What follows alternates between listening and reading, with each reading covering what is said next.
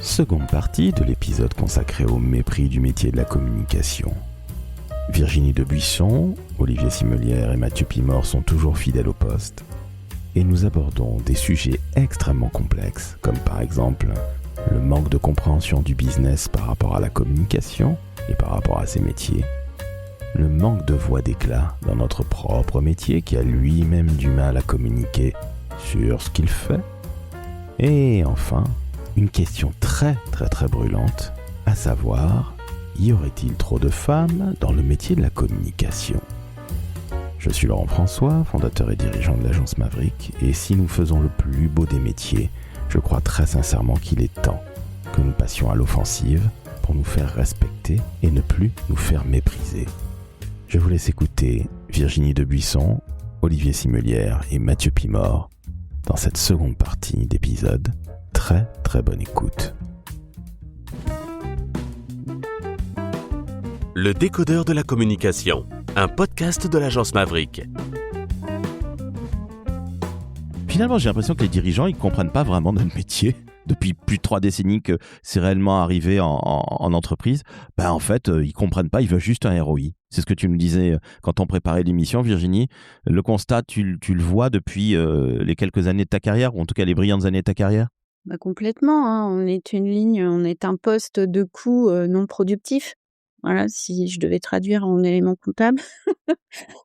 Non, mais c'est vrai. Alors, tout le monde te parle de KPI, mais il y a des dirigeants qui n'ont, enfin voilà, leur principal KPI, c'est de savoir est-ce que ça me rapporte du chiffre d'affaires. Combien de fois on m'a demandé, voilà, je suis passée dans les Échos, je suis passée sur TF1, mais ça n'a pas fait augmenter les ventes. Donc en fait, il y a une finalité brute quoi qu'ils attendent et du coup, nous on répond pas du tout à cet enjeu-là parce que de la com, c'est du long terme, de la com, c'est de la vision de haut, c'est de la stratégie, c'est du réajustement, et on en revient à ce que soulignait Olivier tout à l'heure, c'est que, on oublie toute la partie strat pour n'être que dans la culture du livrable. Et c'est quelque chose qui a profondément infusé partout et qui ne change pas. Donc je pense qu'en réaction à ça, et c'est ce qui m'a motivée à sauter sur mon clavier quand j'ai vu passer ta proposition, c'est qu'il y a besoin de gens qui sortent un peu du cadre, qui soient pas lisses, qui grattent un peu le vernis, qui bousculent un peu les codes pour redonner du souffle et du power à notre métier et à toutes ses composantes. On a besoin de ça parce que finalement, le contenu est roi, c'est ce qu'on disait depuis des années, mais ce contenu, il prend toute la place. Dans sa forme finie. Alors que pour faire ce contenu, j'explique souvent que moi, je suis plutôt une femme de dossier. Je suis pas une femme de buffet, parce que le cliché chez les RP, c'est souvent qu'on nous retrouve avec un verre de champagne au buffet. Bon, moi j'adore, hein, mais malheureusement, j'ai pas souvent le temps d'y rester. On est plutôt des gens de dossier, des gens qui étudions, l'environnement du client, le contexte, la concurrence, les menaces, les facteurs de risque. Là où on doit colmater, on est dans une ère de polycrise et là aussi, il va falloir qu'ils comptent avec nous parce que les techniques de crise, on les maîtrise et on sait juguler les incendies et je pense qu'Olivier fait beaucoup d'études de cas là-dessus et il me contredira pas. Oui, non, alors justement, la crise, c'est un excellent bon exemple parce que, et ça, c'est du vécu, la crise, elle arrive jamais comme ça de nulle part. Il y a toujours des symptômes, des signaux faibles. Et combien de fois ça m'est arrivé d'alerter mon DG en disant: «Attention, zone de turbulence en vue, il y a telle chose qui pourrait tourner en notre défaveur», et cetera. Et combien de fois je me suis fait envoyer bouler en disant: «Bon, pour l'instant, il y a rien, donc c'est pas la peine de bouger. Ça se trouve, il y aura rien, donc c'est pas la peine de t'exciter et de commencer à vouloir faire des actions pour colmater ou améliorer ceci ou cela». Parce que, tout simplement, les dirigeants eux-mêmes sont dans le piège aujourd'hui du court terme. Court terme pour les résultats qu'ils doivent délivrer souvent au trimestre pour les boîtes cotées, mais aussi court terme dans leur carrière parce que maintenant les dirigeants, rares sont ceux qui restent plus de 3-4 ans en poste. Donc les gars sont là en se disant: «Moi, pendant 3-4 ans, je vais tout faire pour que ça se passe au mieux. Les trucs emmerdants mais non avérés encore, eh ben, je vais les mettre sous le tapis et puis éventuellement ça sera pour, le suivant, mais moi je vais pas m'embêter avec ça». Et ça, c'est un vrai problème parce que combien de fois on aurait pu éviter ou atténuer des crises si on avait commencé à prendre les choses dès que l'on observait, les 1res évolutions. Plutôt que de laisser dégénérer le truc et le jour où ça explose, alors là, ça part en toupie totale et là, bah, on est avec notre petit seau à essayer d'éteindre le feu, mais c'est trop tard, le mal est fait. Et cette propension-là, je l'observe encore vraiment beaucoup. Il y a plein de dirigeants qui se disent: «Non, non, mais jusque-là, tout va bien, donc on fait rien» et une fois qu'ils sont dans le mur, bah, là, «Qu'est-ce qu'on fait maintenant? Au secours, sortez-moi de là» et ça, c'est vraiment dramatique. Et c'est d'ailleurs le seul moment lorsqu'il y a une crise qui est avérée, et tu avais sonné le tocsin fort longtemps avant, c'est bizarrement le seul moment où tout le monde te fout royalement la paix. Et là, la communication, pour gérer une crise, elle est championne du monde et personne ne vient lui mettre des bâtons dans les roues. Ah, c'est clair. C'est dommage d'en arriver à ça. Mathieu, je reviens à toi. En préparant l'émission, tu disais que la communication n'était pas prise comme un levier business. Je reviens à ce que disait Virginie. Est-ce que tu peux nous en parler un petit peu plus et nous en dire plus, s'il te plaît? Parce que, encore une fois, c'est très très dur à entendre, mais en 2026, ben, en fait, la com, globalement, ça n'a rien à voir avec le business. C'est juste faire joli, si j'ai bien compris, c'est ça? Le sujet fondamental pour moi, c'est que beaucoup d'entrepreneurs dirigeants, et c'est normal, et tu vois, moi aussi, enfin, je pense qu'il y a beaucoup de gens, tu as une distorsion de la réalité et en fait, tu crois que ta boîte, elle est X et en fait, elle est Y. Je te donne un exemple très simple. Il y a 2 jours, on fait une proposition pour une boîte qui fait, plus d'1 million € de chiffre d'affaires. Les gars sont 5, on fait son plan, tu vois, les activations, machin et le gars à la fin me dit: «Ah ouais, c'est super, d'ailleurs, j'ai un conseil qui m'avait parlé, du plan d'arrivée de, je vais pas citer cette boîte sinon elle va se reconnaître, mais de Amazon en France», tu vois? Et il me déroule le plan d'Amazon, comment Amazon est arrivé en France, le plan de communication. Et j'étais là derrière mon ordi à me dire: «Mais mec, vous êtes 5, tu fais 1 million de chiffre d'affaires et tu es en train de te comparer à une boîte qui faisait des dizaines, centaines de millions de revenus à l'époque, qui avait 100 fois ton budget marketing et c'est ça ton sujet, en fait». Donc je pense que déjà, elle est là la distorsion et parfois la non-compréhension du sujet. Et sur la partie business, moi, je vois beaucoup de gens qui confondent marketing et communication. En fait, le marketing est surtout dans un objectif d'attraper des leads, de marketer, pour faire simple, hein, de faire des livres blancs, de mettre un peu le coup d'épée avant la partie commerciale.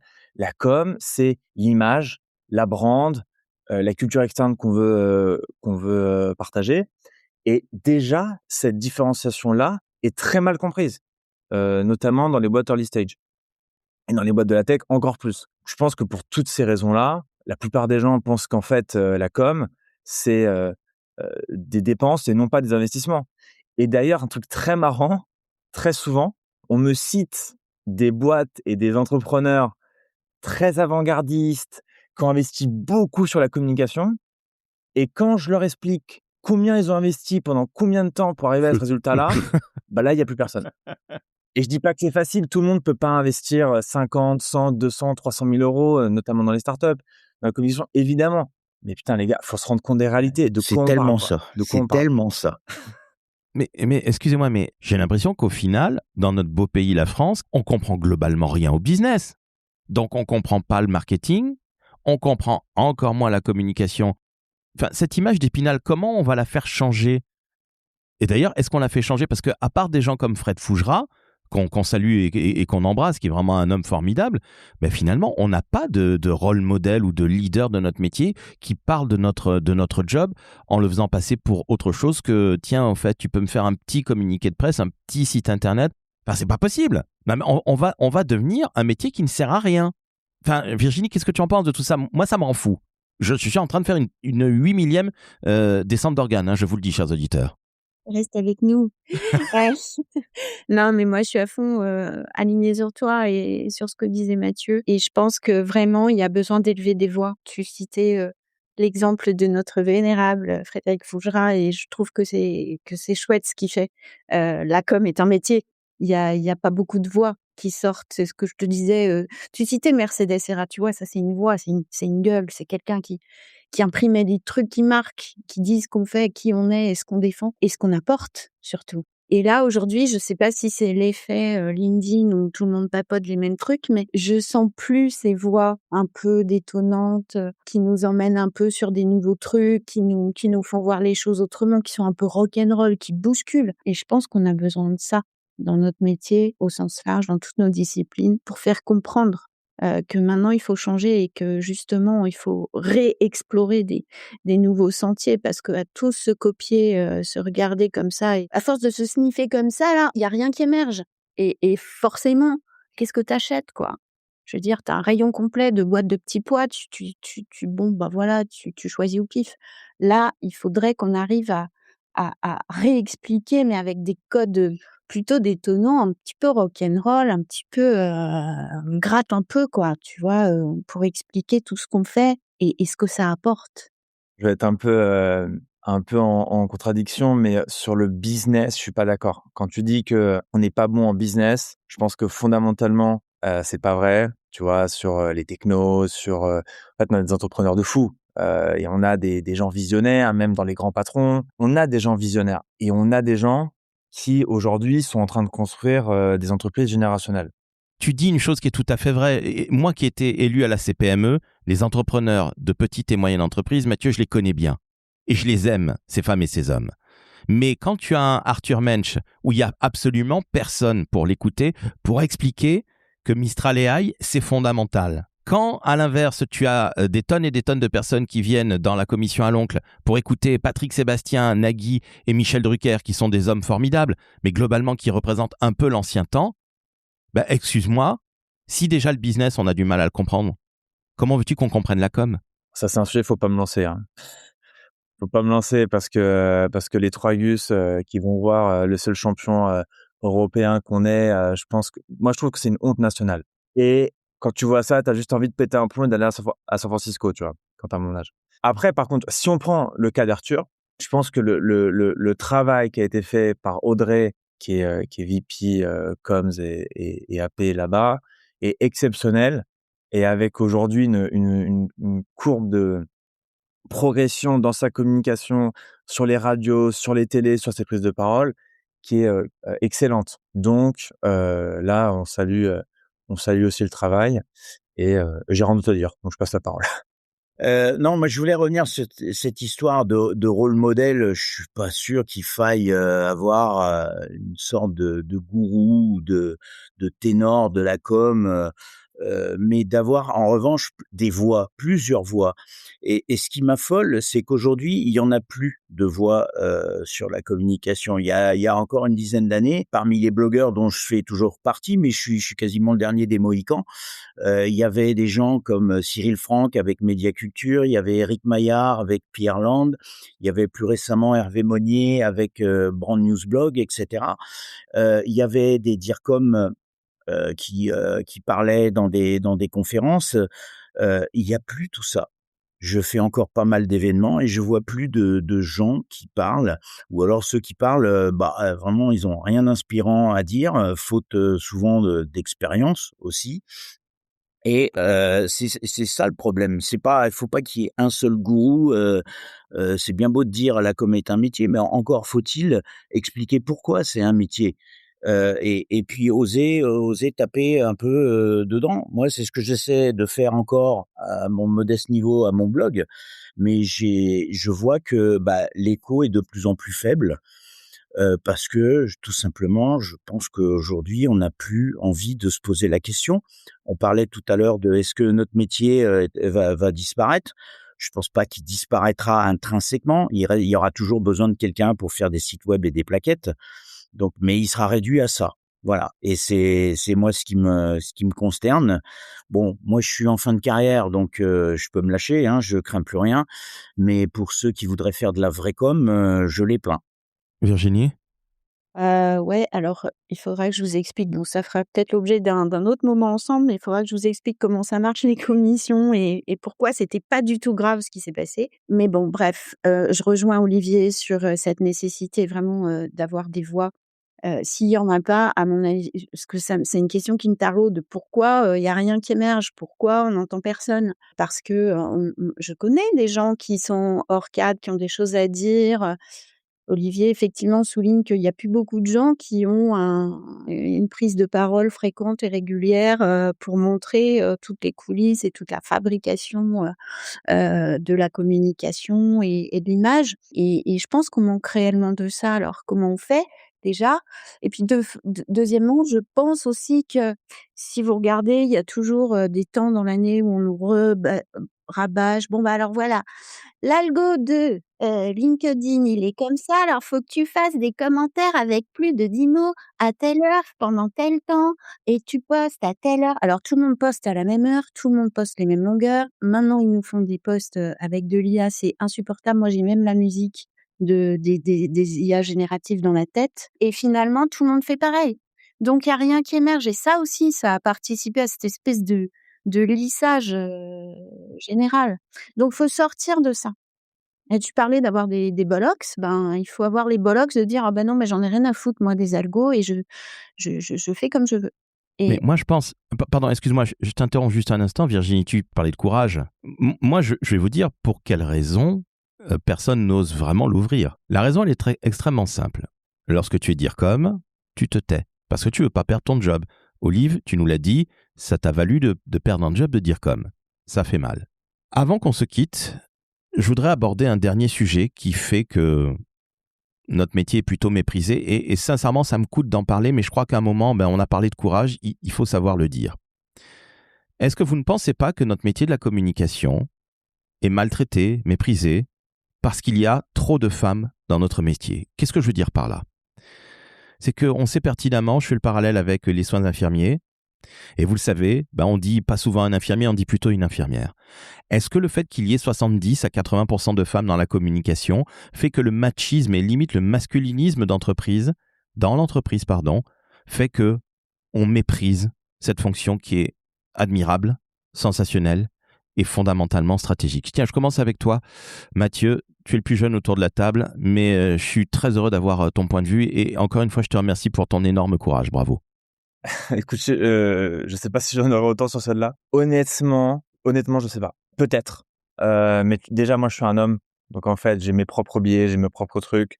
J'ai mes propres trucs où je me rends pas compte, tu vois, forcément des choses. Je pense que les personnes les mieux placées pour parler de ça sont des femmes et non pas des hommes. Peut-être. T'as peut-être raison. Il y a peut-être un truc comme ça. Peut-être qu'en fait, sur les comex, sur les codires, sur les moments de décision, peut-être que vu que ce sera plutôt des femmes au poste stratégique de direction de communication marketing, peut-être qu'on les écoute moins par machisme, par tech bro, avec tout ce qu'on voit dans la tech américaine. Peut-être que ça existe. C'est difficile pour moi parce que c'est pas quelque chose que voilà, je suis pas très bien placé pour en parler, mais c'est certainement quelque chose qui existe et qu'il faut combattre. Olivier, qu'est-ce que tu en penses? Bah, c'est un constat, mais qui est pas nouveau, hein. Moi, j'ai un peu plus de 30 ans d'expérience. Très rapidement, j'ai eu à manager une équipe de com qui était entièrement féminine et je ramais pour trouver des candidats, masculins parce que, je pense que la filière attire plus, les femmes et les jeunes femmes. Alors je sais pas forcément à quoi ça tient. En revanche, ce qui est devenu un peu pervers, c'est que maintenant, les postes de DIRCOM sont principalement réservés aux femmes. Alors je m'explique, parce que là aussi, il y a aucun machisme de ma part. Je suis comme toi, papa d'une jeune fille, pour qui, je souhaite tout et surtout le meilleur et pas du tout justement cette absence d'équité. Mais aujourd'hui, les entreprises sont confrontées notamment à la loi Rixin, qui les oblige à avoir une certaine équité dans les postes du comité de direction et maintenant d'ailleurs dans les N-1 des comités de direction. Et pour avoir cet équilibre, eh ben, tu peux être tranquille. Les boîtes, elles, réservent certaines fonctions plus facilement à des profils féminins. La com en fait partie, mais il y a souvent les RH, le marketing, le développement durable, le juridique éventuellement. Et puis le reste, bah, c'est on laisse ça aux poilus et aux couillus. Et ça, c'est un effet pervers parce que, bah, aujourd'hui, un mec dans la com, il a du mal à trouver un job, tout simplement par cet effet, ce dévoiement de la loi. Et c'est fort regrettable. C'est fort regrettable. Après, peut-être que la com a été confiée à des femmes, pour, des questions de machisme ou de sexisme. Moi, personnellement, je pense pas. Mais ce qui est sûr, c'est que cette loi X1 a fait beaucoup de mal et ça va pas aider à un peu masculiniser la fonction. Alors, merci beaucoup, Olivier. Tu vois, j'avais oublié cette partie-là. J'en ai discuté avec quelqu'un que j'apprécie énormément. Je ne dirai pas de qui il s'agit, mais qui me disait exactement la même chose. Aujourd'hui, quand tu cherches une place de DIRCOM, que tu as une certaine expérience, eh bien, on va plutôt confier le poste à une femme. Parce que, bah, bon, quelque part, là, comme c'est très féminin, c'est naturel. Virginie, je te pose cette question et je sais que c'est pas facile et tu es la seule femme autour de la table. Et il n'y a pas de pression, bien au contraire, hein. Mais sincèrement, est-ce que cette espèce d'affirmative action, cette discrimination positive qui semblerait-il existe réellement à des très hauts postes de DIRCOM, bah finalement, est-ce que c'est pas non plus encore une insulte très masculiniste et très macho? Mais carrément, moi j'adore les équipes mixtes et j'ai souvent essayé d'en composer. C'est impossible. Il y a très peu de mecs qui veulent faire des RP ou des relations institutionnelles, très peu. Et je pense aussi qu'on oublie de regarder dans le rétro, c'est les effets les maths, c'est pour les garçons, la physique, c'est pour les garçons et puis le littéraire, tout ce qui est un peu artistique, tout ça, c'est pour les filles. Parce qu'on est resté sur ces trucs, ils arrivent pas à avoir de filles, dans les filières, scientifiques. Par contre, il y a les filles sont surreprésentées dans les filières littéraires et je pense qu'il y a de ça. Donc on a beaucoup de filles sur le marché, en communication et puis, oui, ce truc un peu, viriliste à la con, les filles c'est sensible, c'est dans l'émotion donc forcément, ça fait des on revient au contenu d'ailleurs, hein, si vous remarquez bien. Moi, effectivement, j'aimerais mieux que le métier soit plus inscrit dans l'égalité homme-femme, tout simplement parce que, ben, pour avancer, il faut 2 jambes, et que j'adore, la chimie, qui se fait quand tu as un côté masculin, un côté féminin, si on peut parler comme ça et je déplore, qu'on soit obligé de mettre des quotas pour faire grimper des femmes et je déplore qu'on cantonne les femmes dans les comex aux fonctions habituelles pour les femmes, c'est-à-dire, voilà, comme juridique, et ressources humaines. Après, c'est un constat et je sais pas comment on sort de ça. Dans la mesure où oui, il y a beaucoup plus de femmes que de mecs sur le marché, c'est tout, c'est une vérité. Il y a beaucoup plus de femmes que de mecs qui sont formés à la communication. Bah écoute, merci à toi Virginie, merci à toi Mathieu, merci à toi Olivier. Je vous trouve extrêmement courageux. Encore une fois, notre métier, parce que je voudrais qu'on termine sur une note positive et optimiste, et on a une formidable optimiste autour de la table, à savoir Virginie, mais si tu dois qualifier notre métier de manière positive, qu'est-ce que tu dirais Virginie? Moi, je dirais que notre métier est en plein dans une opportunité. L'opportunité liée, à la technologie, l'opportunité liée au SIOP et à toutes ces choses qui font que les marques et les organisations vont devoir vraiment trouver les moyens d'émerger dans la masse, de la masse et que c'est ça, l'opportunité d'apporter notre savoir-faire et d'arriver à faire comprendre toute la valeur de ce que l'on fait. Olivier, un dernier mot positif sur le métier? Ah, moi, je dirais que ce métier est absolument passionnant, qu'il est toujours fait de cas de figure sans cesse renouvelés, qu'il est toujours surprenant et qu'on apprend continuellement. Et c'est ce qui fait que je défends encore ce métier, même si parfois j'ai l'impression que la foi, me quitte tout doucement. Mais, ça reste vraiment un métier passionnant parce que ça nous amène en plus à côtoyer tout un tas de gens, de profils, de cultures différentes. Dans une entreprise, le communicant, c'est celui qui parle à tout le monde. Il va aller aussi bien dans les usines que accompagner les forces de vente, que parler même aux financiers, au marketing, au développement, à l'innovation. Pour quelqu'un qui est curieux, qui a envie de découvrir des choses, c'est ce métier qu'il faut pratiquer. Mathieu, un dernier mot positif? Je vais dire business. C'est en parlant business qu'on arrivera à replacer la fonction.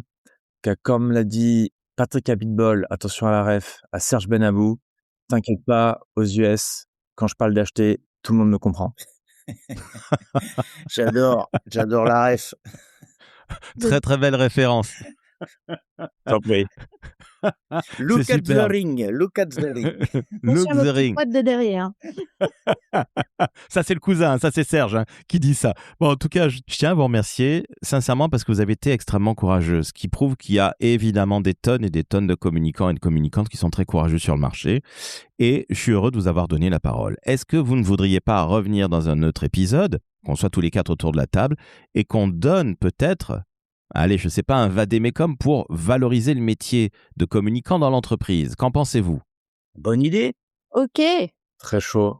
Eh bien, écoutez, c'est sur ces mots de jeunes très chauds, very hot, good idea, ok, Make communication great again. exactement. Eh bien, chers amis, chers auditeurs, chères auditrices, je vous dis à très vite avec la même bande de fous, en l'occurrence Olivier Simelière, Virginie Debuisson et Mathieu Pimor, le plus jeune mais le plus burné d'entre nous. Eh bien, sincèrement, je vous remercie encore une fois. On se retrouvera très rapidement pour, quelque part, expliquer comment valoriser notre métier. C'est loin d'être simple, mais après tout, la communication n'a jamais été simple, c'est bien connu. Et puis c'est aussi ça qui fait le kiff de notre métier. Et moi, je tiens à le dire en dernier mot, oh oui, la communication, c'est le plus beau métier du monde, et c'est même encore mieux qu'être batteur de Led Zeppelin et de Police. Donc vous voyez, c'est vraiment quelque chose qui est très très fort. Je vous dis ciao ciao, je vous dis merci Olivier, merci Virginie, merci Mathieu, vous avez été de véritables épées.